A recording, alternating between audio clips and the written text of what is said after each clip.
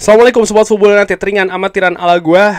Video ini ingin melanjutkan sih sebenarnya ya, melanjutkan sedikit lah situasi kabar berita yang juga gua sudah bahas di channel ini, yaitu terkait dengan situasi penyerang dari Manchester United.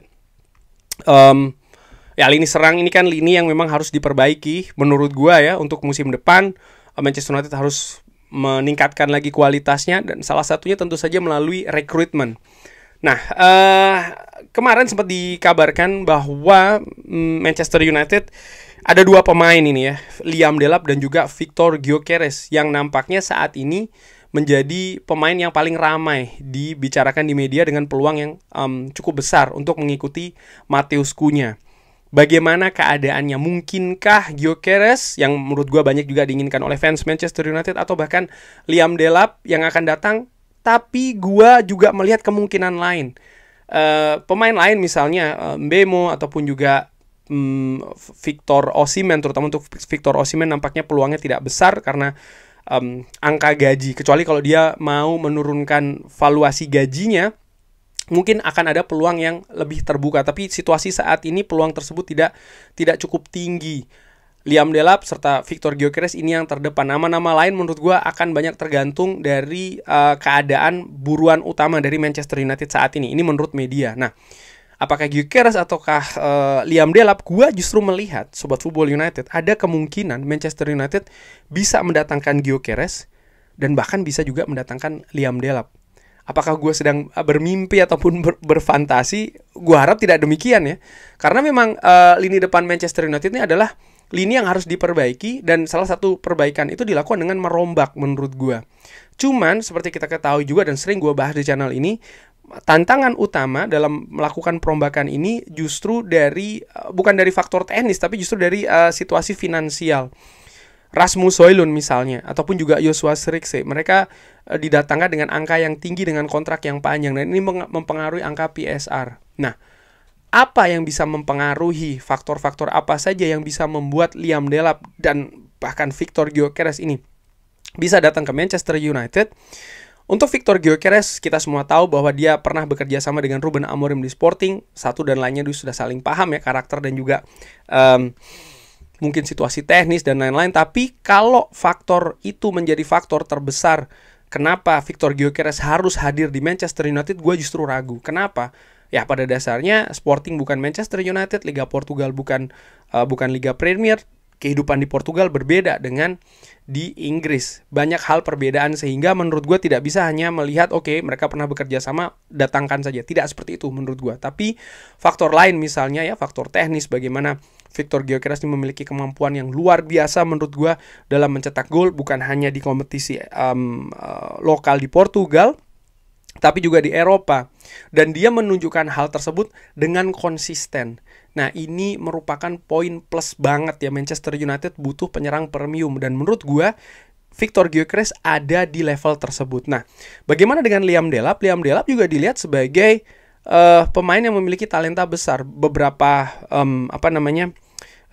analisa menunjukkan hal tersebut. Pemain ini yang walaupun bermain di tim papan bawah yang bakal terdegradasi ya Ipswich, tapi menunjukkan gaya permainan yang memukau. Menurut gua angka mencetak golnya juga cukup oke. Fakta bahwa dia juga sudah pernah bekerja sama ya kan dengan Jason Wilcox, artinya satu dan yang lainnya ini, terutama Jason Wilcox, mengetahui dalam tanda kutip informasi serta data dari Liam Delap ini juga merupakan hal yang penting menurut gua. Nah, apakah bisa Manchester United mendatangkan Gyökeres dan atau bahkan dan juga Liam Delap ya? Menurut gue ada dua faktor yang bisa mempengaruhi hal tersebut. Nomor satu adalah situasi Europa League. Kita tahu nanti Manchester United, video ini gue bikin hari Rabu siang waktu Eropa, Rabu malam atau hari Kamis dini hari waktu Indonesia finalnya. Kalau Manchester United memenangkan Europa League, Manchester United akan mendapatkan tiket Liga Champions musim depan. Ruben Amorim ketika ditanyakan terkait dengan Gyökeres, dia mengatakan ya dia belum berbicara dengan Gyökeres, dia tidak ingin mendatangkan pemain yang hanya ingin bermain di Champions League saja, tapi pemain yang ingin bermain di Manchester United. Nah, menurut gua, apakah dia berbicara ini terkait dengan Gyökeres yang hanya ingin bermain di Champions League? Bisa ya, bisa tidak. Tapi gue melihat hal lain juga, bahwa dengan bermain di Champions League musim depan, dengan memenangkan Europa League musim ini, Manchester United ada tambahan revenue, di mana tambahan revenue itu angkanya sangat tinggi. Tentu saja uang tersebut ya, dana tersebut tidak akan digunakan seluruhnya di bursa transfer, tapi ini akan menambah daya daya beli, daya gerak Manchester United, daya operasi Manchester United di bursa transfer. Dan mungkin inilah maksud kenapa kalau bermain di Champions League maka peluang untuk mendatangkan Victor Gyökeres ini lebih besar. Victor Gyökeres release clause-nya 100 juta, tapi Fabrizio Romano mengatakan bahwa dengan angka 65 juta ya paket ini sudah bisa didatangkan. Karena kesepakatan dengan Sporting, dia sebenarnya ada 100 juta, tapi karena dia tetap loyal di Sporting di Januari kemarin dan juga musim panas kemarin, sehingga Sporting saat ini setuju untuk diturunkan di angka 65 juta, kabarnya seperti itu. Gaji pun kalau gue lihat dia bukan pemain yang akan meminta misalnya gaji di atas 100 ribu, menurut gue maksimal 100 ribu ya. Dan dengan kapasitas Victor Gyökeres ini angka yang sebenarnya luar biasa. Tapi angka tersebut menurut gue Manchester United tidak leluasa melakukannya kalau Manchester United tidak lolos ke Liga Champions musim depan, di mana ini akan menambah pemasukan. Nah, Liam Delap sendiri angkanya jauh ya di bawah Gyökeres, angkanya sekitar 30 juta pounds atau 35 juta euro. Usia lebih muda, pengalaman tentu saja berbeda dengan Gyökeres, baik itu dari sisi usia dan maupun juga dari sisi kompetisi ya. Tapi gue menilai keduanya ini merupakan satu senior, satu striker muda. Ini sebenarnya perfect sih menurut gue. Satu dan lain saling melengkapi. Terutama Manchester United yang kalau bermain di Champions League pun juga akan bermain di 4 kompetisi yang berbeda dengan jadwal yang lebih ketat. Sehingga memang butuh pemain yang lebih siap ya, pemain-pemain yang lebih siap, bukan cuma satu saja tapi dua. Sekali lagi, menurut gua faktor Manchester United bermain di Champions League musim depan ini akan memegang pengaruh. Bukan hanya terkait dengan daya tarik karena bermain di Champions League, tapi juga ada faktor lain, yaitu adalah faktor finansial yang menurut gua juga sangat berpengaruh. Dan bahkan dengan hal tersebut, gua pikir Manchester United bisa mendatangkan keduanya. Nah, terus bagaimana dengan Rasmus Højlund dan juga Joshua Zirkzee? Berarti harus dilepas dong, harus dijual. Nah, ini bagaimana? Menurut gua, kalau Manchester United ingin merombak lini depannya dengan menambah kualitas yang lebih baru lagi, lebih diharapkan juga lebih bagus lagi, ya mereka harus mengganti yang saat ini. Menurut gua seperti itu. Tapi bagaimana ini dengan situasi finansial? Menurut gua, dengan kualitas yang ditunjukkan oleh Rasmus Højlund saat ini, pastinya susah untuk menemukan pembeli sekitar 47 juta euro ya kan, angkanya sekitar segitu. Joshua Zirkzee pun juga cederanya misalnya, ini juga bukan hal yang mudah. Tapi peminjaman dengan obligasi beli, menurut gue ini bisa menjadi solusinya. Kalau Manchester United bisa mendapatkan klub yang mau meminjam Rasmus Højlund dengan menanggung misalnya gajinya dan juga dengan kewajiban beli ya di musim selanjutnya. Dan kalau dia bisa memilih dan menemukan klub yang tepat, ini merupakan win-win solution. Baik itu bagi Manchester United untuk merombak lini depannya, maupun juga untuk pemain sendiri, Rasmus Højlund menurut gue. Sebenarnya Rasmus Højlund gue nilai bukan berarti dia ini buruk di Manchester. Yes, dia buruk artinya dalam arti angka mencetak golnya, terutama di musim keduanya ini kan jeblok jika dibandingkan dengan musim pertama yang sebenarnya oke gitu loh statusnya. Tapi ya banyak keadaan yang menurut gue tidak ideal, bahkan tidak fair bagi seorang Rasmus Højlund yang pemain masih muda, 22-23 tahun, langsung diplot sebagai dalam tanda kutip pemimpin lini serang Manchester United. Klub ini besar dengan tekanan yang besar, situasi yang sangat sulit. Nampaknya ada hal yang tidak match, yang tidak cocok dengan Rasmus Højlund ini, sehingga menurut gue ya nampaknya kalau memang Manchester United ingin merombak itu semua, ya melepas Rasmus Højlund dan mungkin dengan meminjam dengan kewajiban beli itu bisa dilakukan untuk bisa mendatangkan Victor Gyökeres dan bahkan Liam Delap. Bagaimana dengan Joshua Zirkzee? Menurut gua ya itu juga bisa dilakukan sih.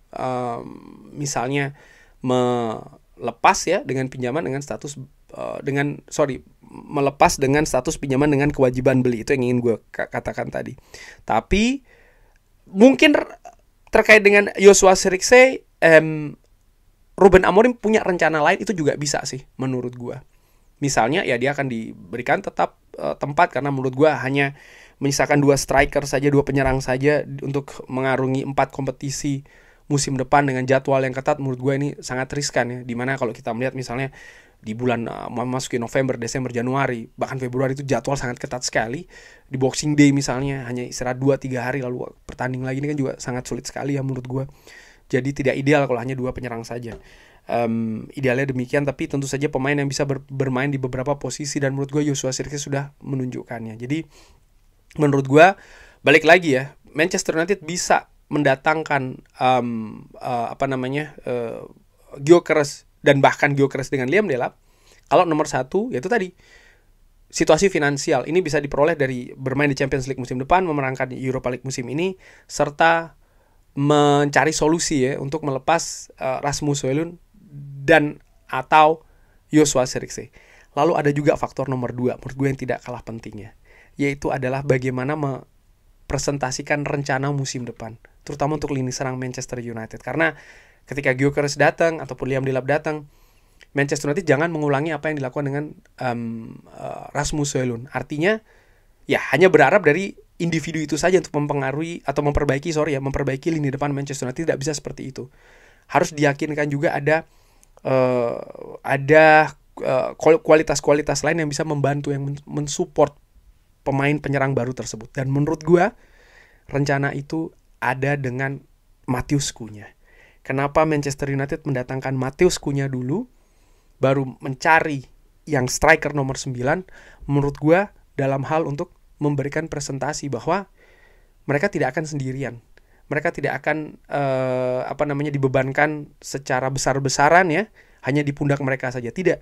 Tapi ada pemain lain yang bisa dibagi, bahkan mensupport itu semua. Dan salah satunya dengan Matheus Cunha. Dan tentu saja ini dengan kualitas-kualitas lain yang saat ini ada di Manchester United juga. Misalnya dengan Bruno Fernandes, misalnya dengan Ahmad. Tapi salah satu faktor kenapa kok Manchester United mendatangkan Matheus Cunha, salah satu faktor yang menurut gue itu tadi.